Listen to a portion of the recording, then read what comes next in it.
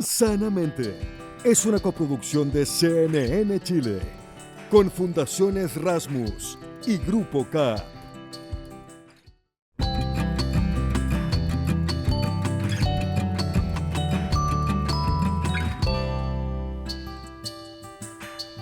¿Cómo están todos y todas? Bienvenidos otra vez y bienvenidas a un nuevo programa de Sanamente que, como siempre, trae cosas sorprendentes.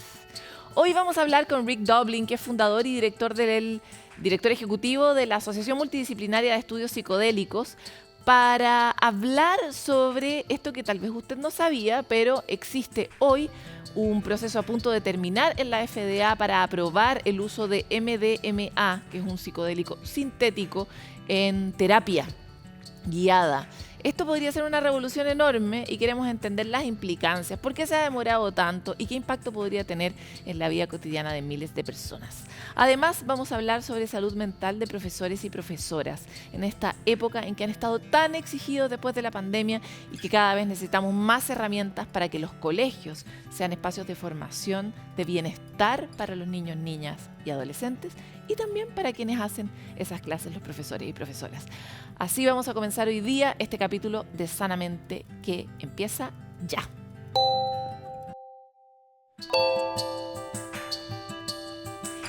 Vivimos en tiempos complejos y necesitamos probablemente echar mano de la mayor cantidad de posibilidades. Existe un camino bastante rechazado, que es el universo de los psicodélicos. El uso de psicodélicos que han sido tipificados por mucho tiempo como drogas y prohibidos, hoy está siendo experimentado en la ciencia, lleva mucho tiempo y por primera vez está a punto de ser aprobado por la FDA, que es este organismo de Estados Unidos que permite utilizar o no cierto tipo de medicamentos en pacientes para su uso para personas con estrés postraumático en Estados Unidos, donde ha demostrado su alta efectividad. Hoy tenemos una conversación muy interesante con Rick Doblin, fundador y director ejecutivo de MAPS, que es la Asociación Multidisciplinaria para el Estudio de Psicodélicos, y que ha luchado literalmente desde 1980 hasta la fecha, 40 años, para conseguir el uso medicinal de este tipo de sustancias. Gracias, Rick, por estar con nosotros. Es un honor tenerte aquí en Sanamente. Es un placer estar aquí. Me gustaría hacer todo lo posible para ayudar a continuar con la investigación de psicodélicos en Chile. Sería genial, pero empecemos desde el principio. En la introducción estaba explicando que usualmente los psicodélicos se les mete dentro de la bolsa de exclusivamente drogas, pero ahora estamos intentando entender por qué salen de ahí y pueden entrar en el campo de la medicina. ¿Por qué los psicodélicos, específicamente el MDMA, podría ser una droga o en este caso una medicina buena para las personas?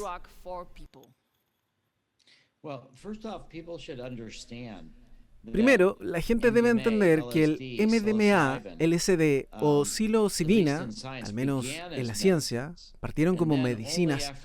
Después de que fueron usadas en investigaciones, se escaparon de ese contexto y empezaron a ser usadas más como drogas recreacionales. Sus orígenes están en la medicina. ¿Por qué son tan buenas las medicinas, particularmente el MDMA? Para la gente que está teniendo dificultades emocionales de cualquier tipo, el MDMA reduce el miedo en las memorias, reduce la actividad en la parte del cerebro que procesa el miedo. Así podemos trabajar con personas que de cualquier otra forma estarían frenadas por sus emociones dolorosas y los ciclos de la depresión, traumas. Con la terapia asistida por MDMA puede hacer un progreso. Tuvimos a alguien que tenía estrés postraumático de Vietnam, lo tuvo por casi medio siglo y pudo mejorarse. El MDMA tiene un potencial increíble. Now, MDMA has got incredible potential. Lo específico que el MDMA hace es reducir las barreras que tenemos para estar frente a nuestro dolor, para decirlo, digo en palabras simples, ¿no?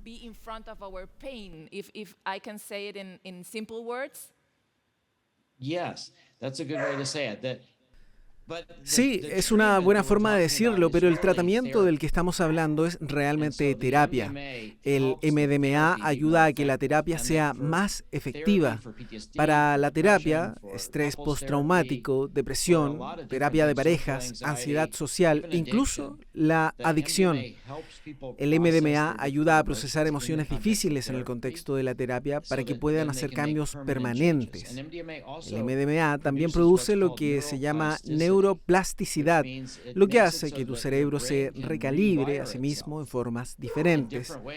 Puedes tener efectos positivos a largo plazo con tan solo algunas experiencias.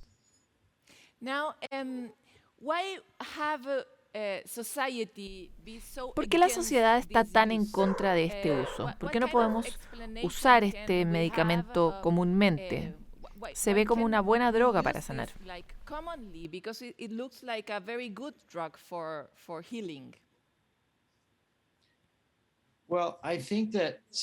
Creo que la sociedad ha cometido un error terrible en el sentido de que hemos decidido que las drogas que son usadas en ambientes recreacionales, que la forma de terminar con el abuso de las drogas es hacerlas ilegales.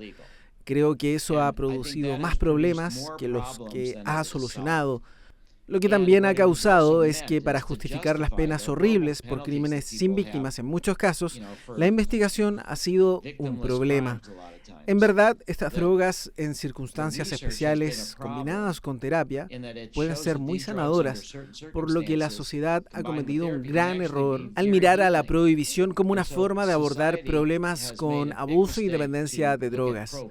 Eso también ha causado que se bloquee la investigación por un largo tiempo. Pero todo eso está cambiando ahora.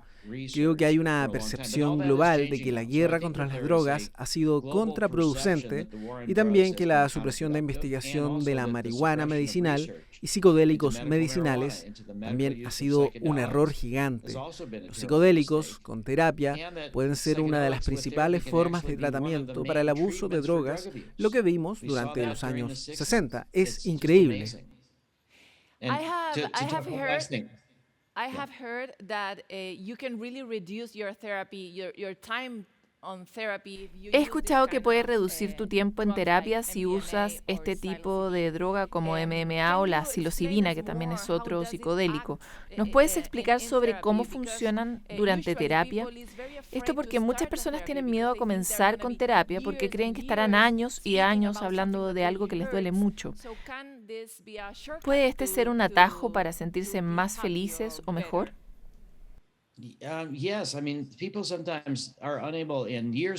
A veces la gente no es capaz de hacer progreso en años de terapia.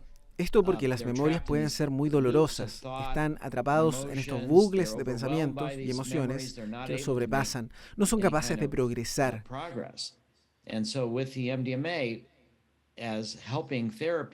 Con el MDMA, ayudando la terapia, hace que lo que anteriormente era muy difícil, en lo que la gente estaba pegada, ahora puedan progresar. No solo que puedas hacer con el MDMA lo que no puedes hacer en años de terapia, a veces incluso con décadas de terapia, no puedes hacer lo que logras con la MDMA o la psilocibina. La Administración de Veteranos de Estados Unidos acaba de publicar un estudio acerca de las dos terapias principales usadas para tratar estrés postraumático. Una se llama exposición prolongada y la otra es terapia de procesamiento cognitivo. En su estudio, con 900 veteranos, la mitad de ellos se salieron del estudio porque la terapia los estaba retraumatizando. No podían soportar la terapia. Lo que puede hacer el MDMA, psilocibina u otras sustancias es ayudar a personas a procesar el trauma, dejar salir los sentimientos. Una de las cosas con las que Claudio Naranjo ayudó mucho en Chile y que trajo a Estados Unidos fue la ibogaina, que ayuda mucho para los dependientes de los opioides. La gente debe entender que sustancias psicodélicas con terapia hacen posible experimentación, expresión y dejar en el pasado traumas y memorias. Estas drogas son un descubrimiento importante que la misma FDA ha dicho que son un descubrimiento, lo que significa importantes mejoras a lo que está actualmente disponible. Now, something that is very strange is that this drug hasn't had huge laboratories. Algo que es raro es que esta droga no ha tenido farmacéuticas detrás empujando para que se apruebe su uso. Los únicos que están peleando por esto son ustedes. ¿Por qué laboratorios que constantemente están haciendo pruebas para distintos tipos de droga no están invirtiendo en MDMA? ¿Por qué?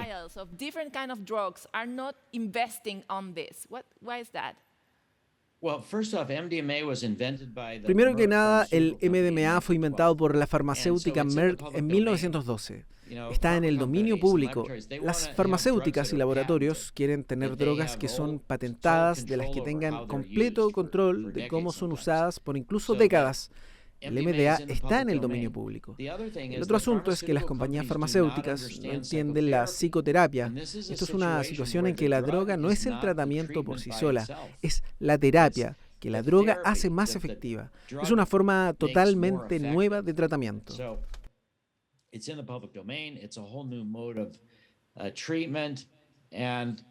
No es negocio para ellos. No lo ven como un buen negocio y no entienden la psicoterapia. Aunque sea muy beneficioso ayudar a la gente, también está la preocupación de que una vez que se transforme en medicina, podría significar que la gente ya no tenga que ocupar otros remedios de manera diaria por el resto de sus vidas. Creo que hasta cierto punto las compañías farmacéuticas están pensando que esto podría ser malo para su modelo de negocios si los psicodélicos empiezan a ser más usados para ayudar a la terapia. Se ve más razonable como una inversión para los gobiernos, no para los laboratorios. Ahora vayamos a otro tema. ¿Qué es lo que siente una persona cuando toma este tipo de droga en un ambiente de terapia? ¿Cómo se siente? ¿Qué tipo de emociones provocan los humanos? How does it feel? What kind of feelings can you have, especially for humanity or for others? Buena pregunta. Le pediría a todos los que están viendo que hagan un respiro profundo. Así se siente el MDMA. Es relajante, te estás acomodando, tomas un respiro profundo, pero ahí sigue y sigue hasta que sientes una sensación de paz. Tu mente se calma un poco. Hay una secreción de hormona llamada oxitocina, que es la hormona del amor, conexión de madres lactantes.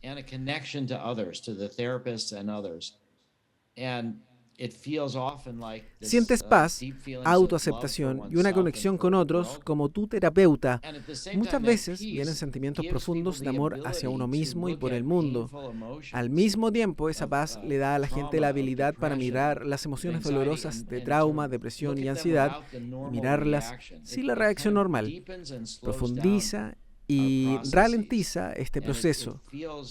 Se siente diferente en situaciones distintas. Muchos de nuestros pacientes dicen, no sé por qué le llaman a esto éxtasis.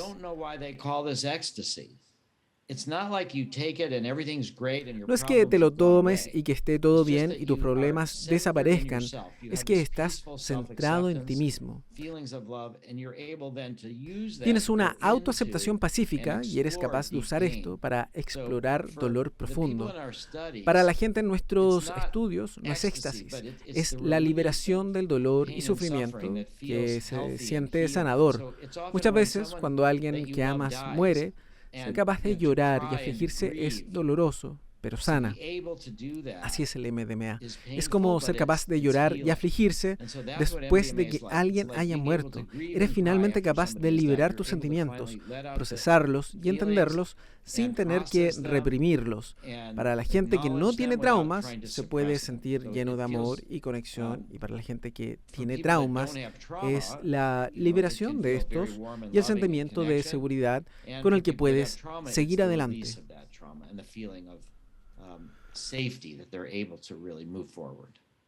Esa justamente era mi pregunta y ya la respondiste. No es solo para gente con traumas, con situaciones o situaciones postraumáticas, también es para gente con depresión y ansiedad.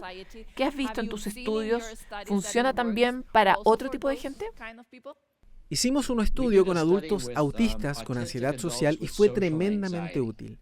Hicimos un estudio con gente que tenía enfermedades que amenazaban sus vidas y tenían ansiedad y se sentían deprimidos acerca de la posibilidad de morir, y fue tremendamente beneficioso.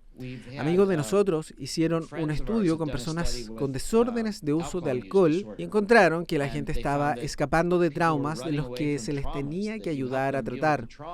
Aún no hemos hecho estudio con gente que ha tenido depresión sin estrés postraumático. Cerca del 90% de la gente en nuestros estudios que tiene estrés postraumático también tiene depresión, y su depresión baja si su estrés postraumático baja. Estamos planeando estudiar a personas con depresión sin estrés postraumático, pero no lo hemos hecho aún.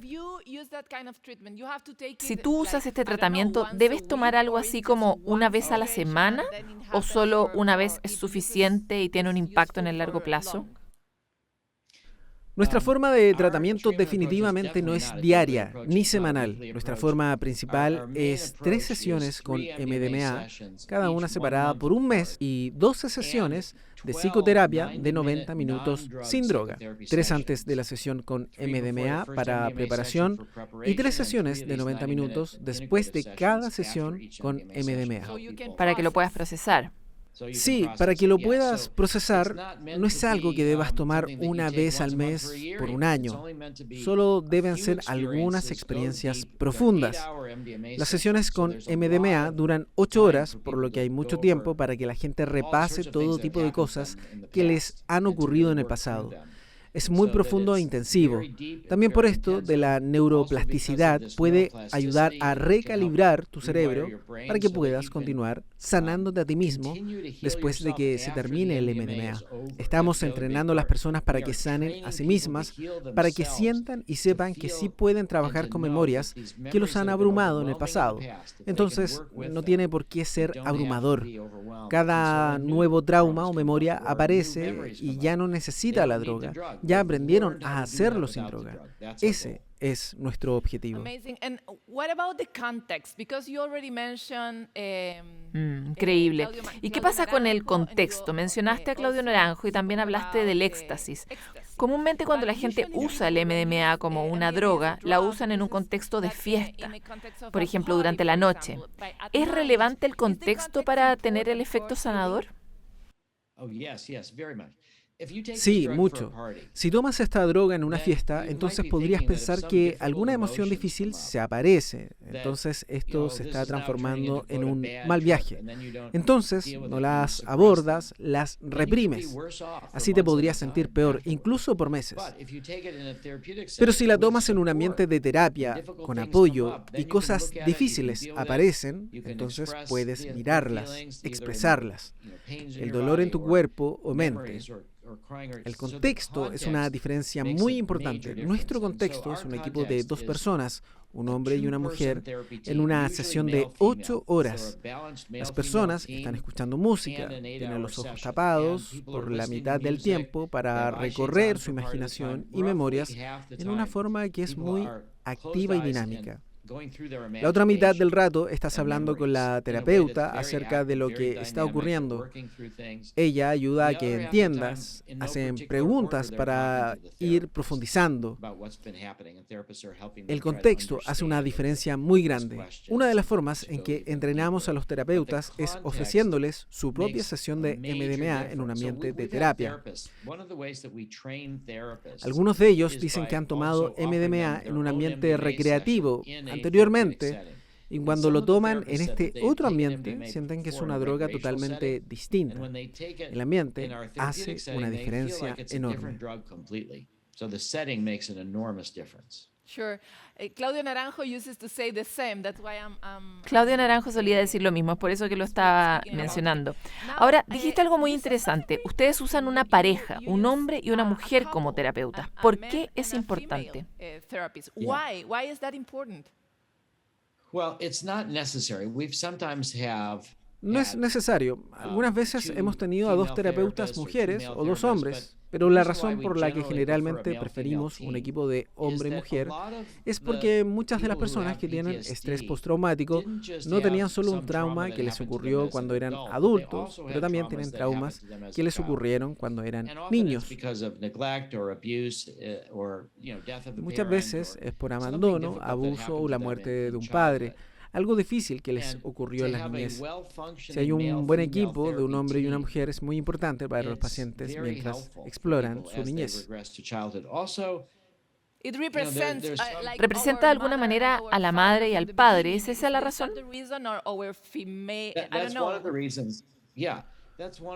Es una de las razones. Solemos pensar que en general las mujeres son más emocionales y que los hombres son más lógicos, pero eso no siempre es así. Tienes esta doble perspectiva y muchas veces la terapeuta mujer ve cosas que el hombre no ve o al revés. Parte de eso es porque la gente hace una regresión a problemas de su niñez y tal vez no tuvieron una familia que los apoyara. Y a veces la gente se siente más cómoda contándole algo a una mujer que a un hombre y viceversa, dependiendo del tipo de trauma. Da la oportunidad para sanar.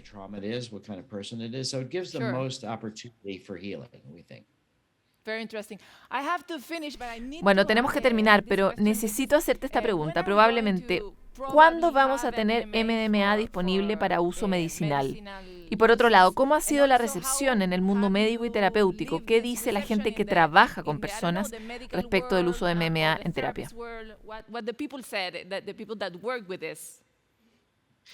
Hemos tenido una recepción tremenda entre los terapeutas y psiquiatras. Hay muchos psiquiatras que están muy frustrados al ver a la gente por 15 minutos y ajustar sus medicaciones.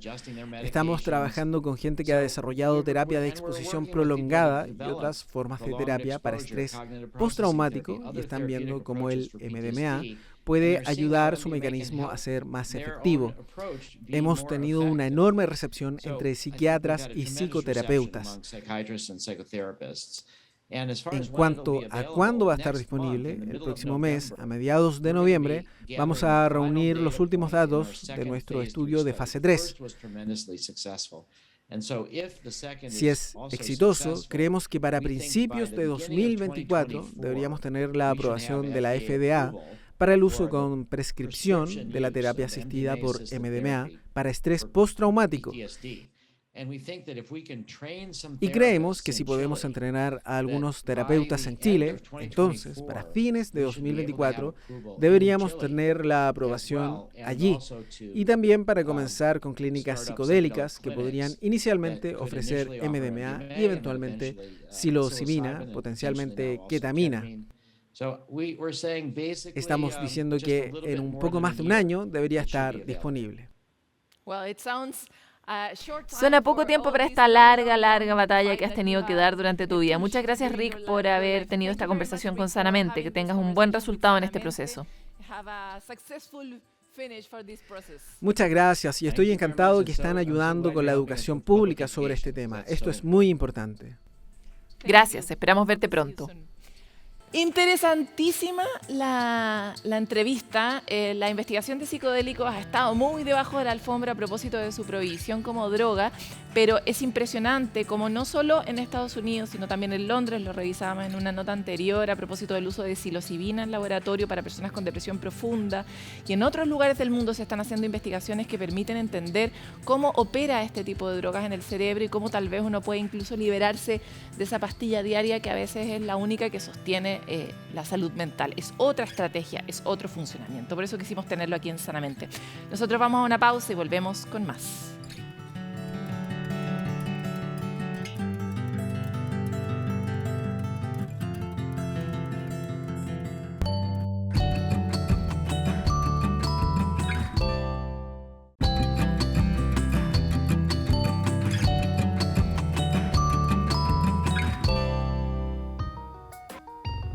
Ya parece disco repetido, pero lo vamos a repetir otra vez, porque la meditación, usted sabe, puede ser un gran aliado para sentirnos mejor. Está probado, archiprobado, recontra archiprobado. Realizarla nos puede ayudar a sentirnos más tranquilos, a aclarar la mente, nos permite incluso remoldear nuestro cerebro. Pero ¿sabe que existe una explicación científica detrás de todo esto y que se la queremos contar en esta nota de Magdalena Fuenzalía? Podemos cerrar nuestros ojos y tratamos de relajar nuestro cuerpo. De ahí generamos una motivación virtuosa. Intenta traer toda tu atención a la sensación que produce el aire cuando entra y sale por tu nariz. Las formas, corrientes o lugares en los que puedes hacer meditación son variados. Sin embargo, todas tienen algo en común. Buscan calmar la mente y el cuerpo. Tu mente trata de irse para otra cosa y tú la traes de vuelta a la sensación en la nariz. Es como cuando uno se adiestra en equilibrio, ¿no? Como estos que hacen malabares y tratan de mantener algo con equilibrio. Al principio se les va a caer para aquí y para allá, pero si lo siguen practicando, van a encontrar el punto en el cual no lo pierden. Y desde el punto de vista científico ocurre algo similar. El foco cuando meditamos está en la respiración, pero no es fácil. Nuestro cerebro hace malabares de un pensamiento a otro. Lo que no sabes es que practicar el enfoque crea más actividad cerebral de la que imaginamos.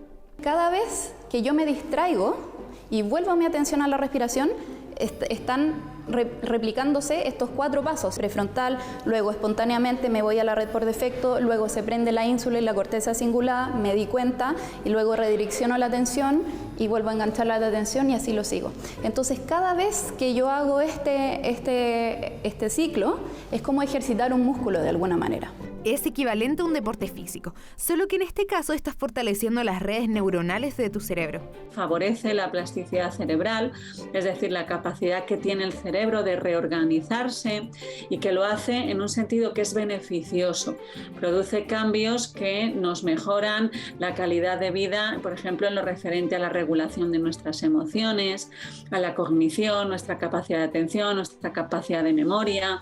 Se ha visto que el cerebro envejece un poco más lento. Es mejor tener una disciplina o generar el hábito de meditar poquito, varias veces a la semana, que meditar 2 horas solamente el fin de semana. Lo mismo que el ejercicio. A medida que realizamos cotidianamente esta práctica, los efectos van aumentando, ayudando al manejo de emociones y a nuestra relación con el entorno. Nosotros lo que necesitamos es aprender a ajustar las velas de acuerdo al entorno. Si nosotros no sabemos maniobrar el velero, se nos va a voltear cada vez que sople el viento. Pero si sabemos manejarlo, vamos a poder incluso usar un viento fuerte a nuestro favor. Pero no es fácil meditar, la vida está llena de estímulos, por lo que nuestro cerebro se ha acostumbrado a estar en una alerta constante. Nuestra mente tiene una naturaleza muy dispersa, pero es verdad que hoy tenemos muchos factores que ayudan a esa dispersión.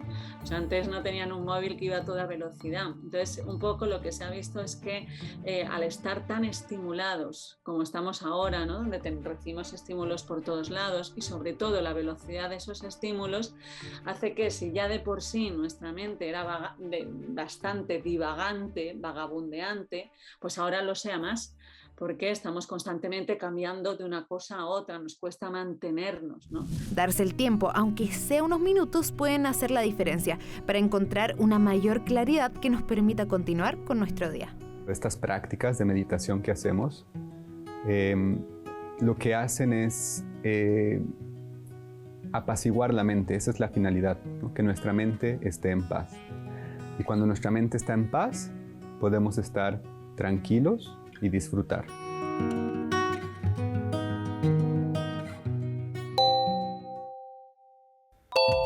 Según cifras de 2021, el 52% de las personas mayores que fueron encuestadas afirmó tener síntomas depresivos y de ansiedad. El componente social y este efecto de no tener vínculos con otros es un factor de deterioro del estado emocional de las personas mayores, pero también de toda la población. Ya lo hemos visto en capítulos anteriores de Sanamente.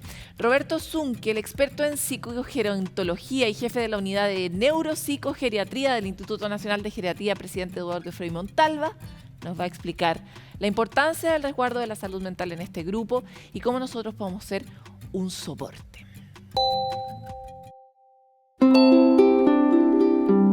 El resguardo de la salud mental de las personas mayores, en primer lugar, constituye un derecho.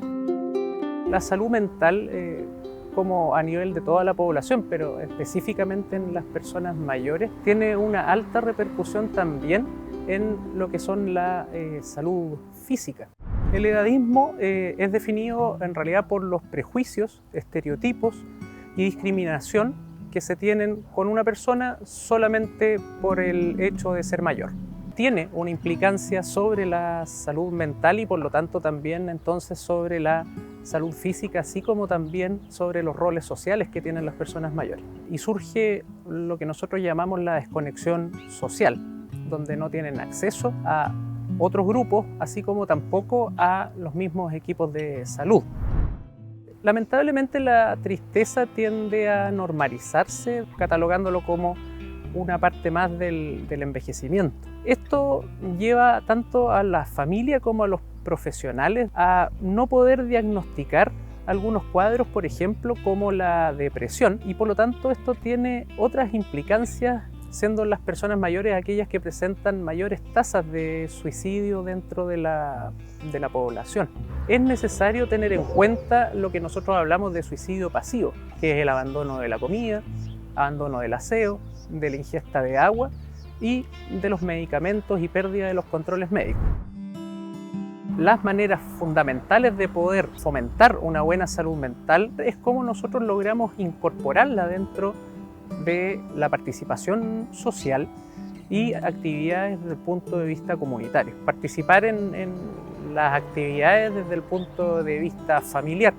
Cosas simples, por ejemplo, como ir a vacaciones. La transmisión de conocimiento desde su propia experiencia le da un sentido a la vida y otorga también el concepto de trascendencia desde el punto de vista de las personas mayores.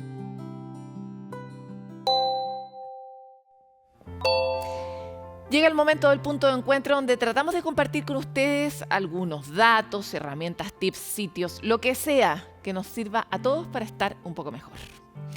Vamos a partir este espacio con un paso importante en el Plan Nacional de Salud Mental. Esta semana sesionó por primera vez el Consejo Asesor, que está compuesto por 3 expertos de distintas áreas y tiene como objetivo entregar insumos y acompañar al Ministerio de Salud en el proceso de construcción de política pública. Además, las autoridades destacaron que la instancia va a ayudar a la conducción de un plan de participación de salud mental que incorporará efectivamente a la ciudadanía.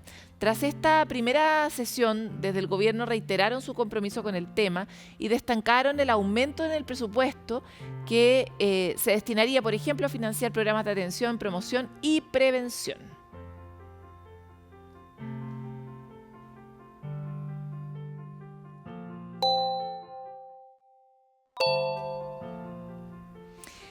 Bueno, y llega como siempre ese tiempo en que nos detenemos un poco, vamos a la calle y los queremos escuchar a ustedes.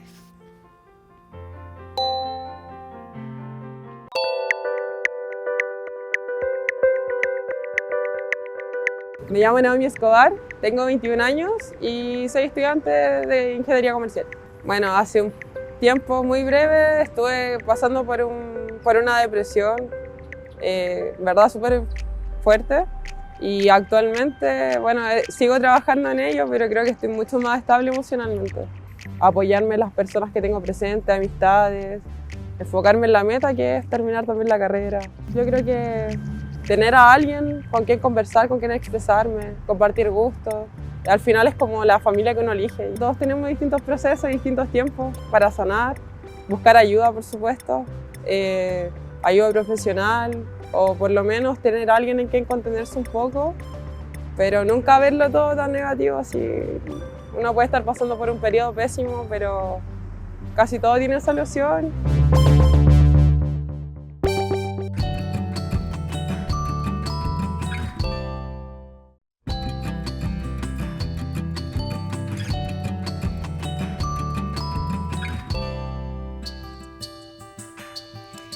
Hablar de bienestar es una conversación compleja, profunda. Hemos tratado de ir a través de las distintas poblaciones, los niños, las niñas, los adolescentes, las mujeres, los hombres en particular, los adultos mayores, y en los distintos ámbitos también, en el colegio, en el trabajo, en el hogar, etcétera. Pero no hemos hablado de esos casos en que se superponen algunas de las poblaciones que ya hemos tratado, como por ejemplo el de los profesores, que son al mismo tiempo padres, que son al mismo tiempo hijos probablemente de un adulto mayor, o son ellos mismos adultos mayores, que son mujeres, y que han sido sometidos, y eso quedó en total evidencia durante la pandemia, a un nivel de estrés, de exigencia, de sobrecarga, de urgencia por sobreadaptarse a un escenario que jamás nadie imaginó, enorme. ¿Cómo podemos equilibrar los elementos de su vida? ¿Qué herramientas podrían tener los profesores en lo cotidiano para vivir esta transición? Yo digo, ojalá estemos viviendo una transición del mundo que teníamos antes al que estamos viviendo ahora. Bueno, para hablar sobre este tema y más, es que hoy día tenemos invitada a Ana María Arón, profesora titular de la Escuela de Psicología de la Universidad Católica y directora del Centro de Buen Trato UC. Muchas gracias por estar aquí. Gracias por la invitación. Justo antes de empezar esta entrevista hablábamos de eso, de cuando una persona reúne en sí misma distintos estresores por distintas fuentes. En este caso, los profesores han sufrido tanto durante este periodo y todavía queremos que nos den más y que lo hagan rápido, que lo hagan a tiempo, y porque sin trabajar con los profesores tampoco podemos trabajar con los niños ni con los entornos escolares.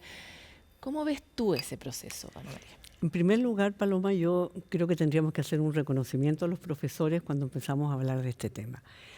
La verdad es que todos lo pasamos mal durante la pandemia, pero los profesores lo pasaron mucho más mal, porque tuvieron, tú lo dijiste súper bien, que enfrentar este desafío, primero de cambiarse de sistema educacional, de empezar a trabajar con un medio que no conocían sin ninguna preparación y además con tan poco reconocimiento por parte del público, ¿no? De los apoderados, de la gente de la calle. Entonces, creo que el bienestar de los profesores es el punto de partida para asegurar una buena educación. Claro, y a esa tormenta perfecta que tú acabas de escribir, agreguémosle que fue tal el impacto que tuvo en todos nosotros la pandemia, que sus propias poblaciones se transformaron y se volvieron aún más complejas. O sea, hoy día los profesores están teniendo que lidiar con niveles inusuales de violencia en la sala y con muchas herencias que vienen también desde las mismas casas, ¿no? Imagínate lo que significa mantener la atención de un grupo de 30 o 40 niños o niñas, ¿ya? Pensemos lo que es tener en la casa 2 o 3 adolescentes. Eso nos lleva de verdad a niveles de estrés parecidos a la locura. Tener 40 de repente en una sala de clase, pero no en una sala de clase, sino que en una pantalla. Entonces el desafío fue enorme, enorme, enorme. Y la idea cuando hablamos de bienestar de los profesores es el nivel de desgaste que tienen los profesores y las profesoras es enorme. El nivel de desgaste por la profesión misma, pero también por el hecho de haber vivido la pandemia, la crisis y todo lo que eso significó. Que es lo que todos venimos acarreando todavía, porque por más que queramos dejar bien en el pasado la pandemia todavía la tenemos aquí, ¿verdad? Escúchame, la tenemos en el cuerpo. Pegada, porque una de las cosas, bueno, esa es una de mis especialidades, que es la intervención en crisis. Una de las cosas importantes cuando hay una crisis es que cuando pasó la crisis, tú tienes que parar y sanar. Elaborarla, digerirla, conversarla, y no hemos tenido tiempo para eso. Totalmente. Eso que dijiste me parece tan importante. En algún momento un amigo médico me dijo, tú te haces una herida y tienes claro que tenés que ponerte un parche curita, echarte un desinfectante, pero tú te haces una herida en otros ámbitos, vives un trauma, lo pasas mal, tienes una ruptura, perdiste a alguien, y no curas esa herida de la misma manera. Y no la curas. Y ahí fíjate que bueno el ejemplo del parche curita, porque a veces tú pones un parche curita sin que cicatrice bien y parece que no pasara nada. Y eso es lo que muchas veces tratamos de hacer en materia de salud mental. Exactamente. Ya, pongámonos muy, muy concretas, porque esta otra conversación podría durar por siempre y sería fascinante, pero los profesores y profesoras que hoy día nos están escuchando y también los directores de establecimiento, otros que también están pasaditos a estrés, necesitan herramientas concretas. ¿Qué puede hacer la institución por la población de profesores y profesoras? ¿Y qué pueden hacer los profesores por ellos mismos? Mira, aquí yo creo que hay distintos niveles desde los cuales podemos abordar el problema. Uno es el personal, o sea, ¿qué puede hacer cada uno por sí mismo? Otro es qué puede hacer la institución. Y otro es un cambio más cultural y un cambio en el sistema. Ya, tratemos de hablar de los tres. Tratemos de hablar de los tres. El principal, que es el cambio en el sistema, fuera de muchos cambios, es transformarse en un sistema que cuide a sus profesores y a sus profesoras. ¿Okay? Pero vámonos a lo más personal. En situaciones de crisis lo que pasa, y esto tú lo has hablado con muchos entrevistados aquí, es que el cuerpo, o sea, tu biología, interpreta que estamos en peligro y se prepara para pelear o para arrancarse o para desconectarse si es muy fuerte. Es decir, se activan los sistemas de estrés. Y la consecuencia de la activación de los sistemas de estrés es que tú te enfermas, se deprime el sistema inmunológico, te enfermas más, te duele la cabeza, el cuerpo, el tracto intestinal, todo. Te pones más irritable, duermes mal, etc. Pero la gracia sería cómo podemos activar nuestros sistemas de calma. Y aquí, curiosamente, la activación de los sistemas de calma tiene mucho que ver con los hábitos de vida saludable. Conversábamos hace un rato que aquí se trata de un cambio de paradigma, ¿no? Si tenemos problemas de salud mental, no se trata de tener más psicólogo y más psiquiatra. A lo mejor sería bueno, no sé, no estoy tan segura. Pero tenemos que preguntarnos, ¿pero por qué la gente se está enfermando? Porque tenemos hábitos de vida insalubres. Entonces, ¿cómo poder mejorar tu nivel de bienestar activando tus sistemas de calma? Estando con personas que quieres, el contacto físico que fue tan impresionante que durante la pandemia no lo podíamos tener, hacer cosas que te gusten. Y yo sé que si hay mamás jóvenes escuchando dirán, ¿a qué hora? ¿A qué hora hago cosas que Yo no soy una mamá joven, pero soy una mamá que también dice... Pero por lo menos media hora al día, o por lo menos pensar en lo que te gustaría hacer si tuvieras tiempo. Hay gente que ni siquiera tiene esa posibilidad. La vida al aire libre, el contacto con la naturaleza, todos esos son factores que te activan tus sistemas de calma. Y el más importante de todo, respirar. Aprender a respirar. Eso lo tenemos a la mano, no sabemos respirar. Yo siempre pienso en el colegio nos enseñan tantas cosas, nos enseñaron tantas cosas que no se nos olvidaron, pero que ya no sirven, ya cambiaron, ya están pasadas de moda.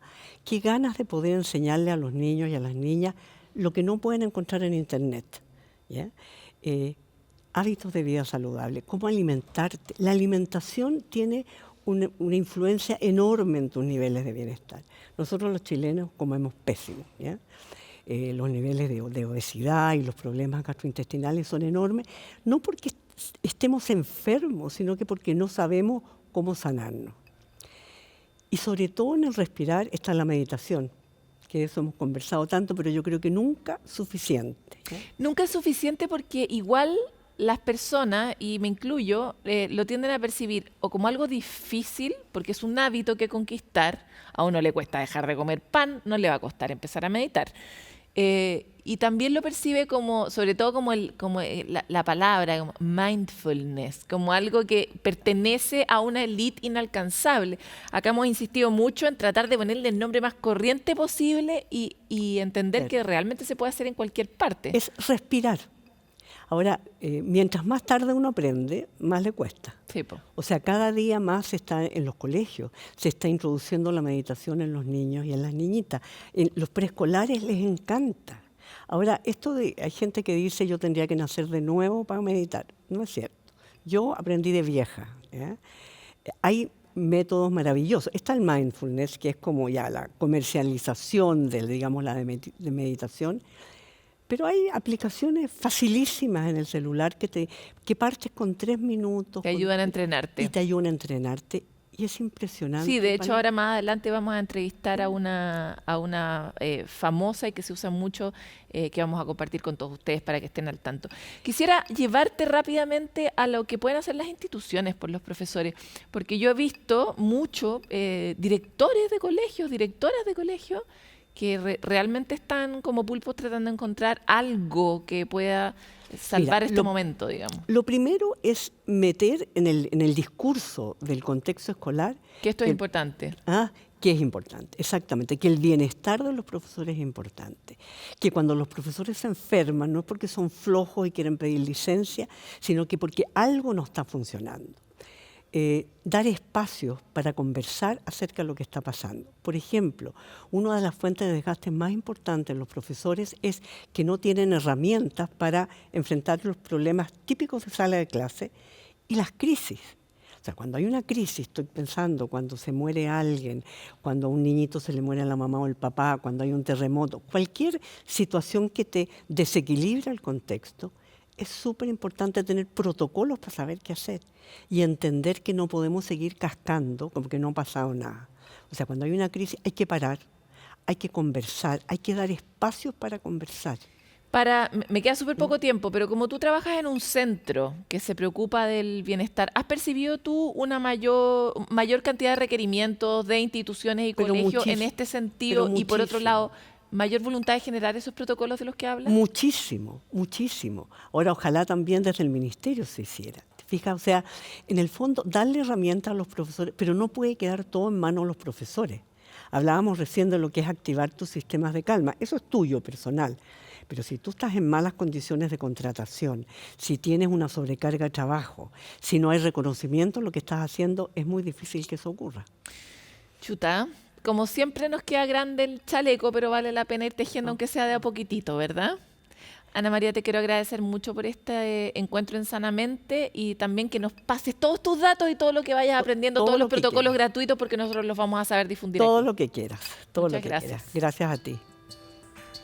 Qué ganas de poder hacer una transformación radical en un sistema que necesita una transformación radical, que necesita herramientas radicales y sobre todo en personas que, como ya hemos visto, también son personas dañadas, no porque sean profesores, sino porque son personas en una sociedad como la chilena, donde tenemos unos índices espantosos de abuso, de violencia, etcétera. Probablemente ese profesor es uno de esos niños también. Entonces, mucha solidaridad con ustedes, que son los profesores y profesoras, y mucha resiliencia para nosotros que podamos ponerle mayores energías y herramientas al sistema. Vamos a cambiar de tema porque hemos hablado del impacto que tiene el deporte en el bienestar, pero ¿qué podrían ustedes pensar si les comento que pueden potenciar más aún los efectos si lo hacen en agua? Se lo comentamos en la siguiente cápsula.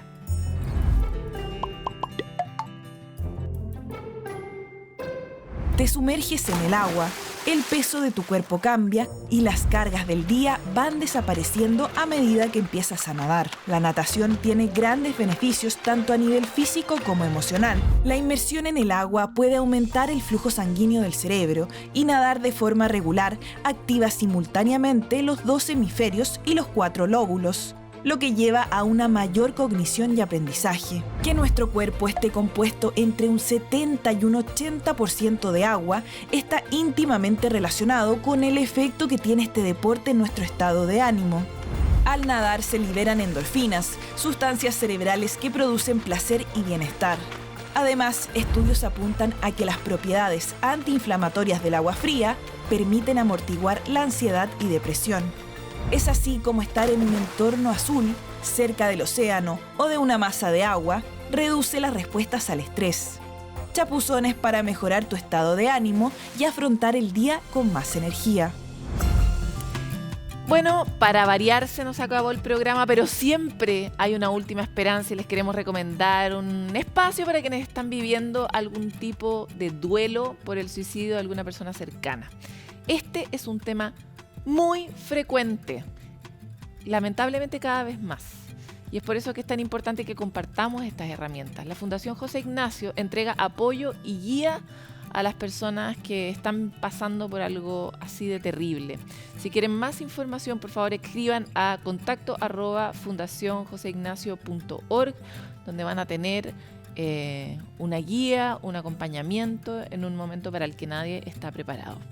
Y mientras todavía no vivimos algo así, también seamos parte de la concientización respecto de la importancia de acompañar, de entregar herramientas y de prevenir el suicidio de alguien que esté cerca de nosotros, que es algo que nunca queremos vivir. Nosotros nos encontramos otra vez en otro capítulo de Sanamente.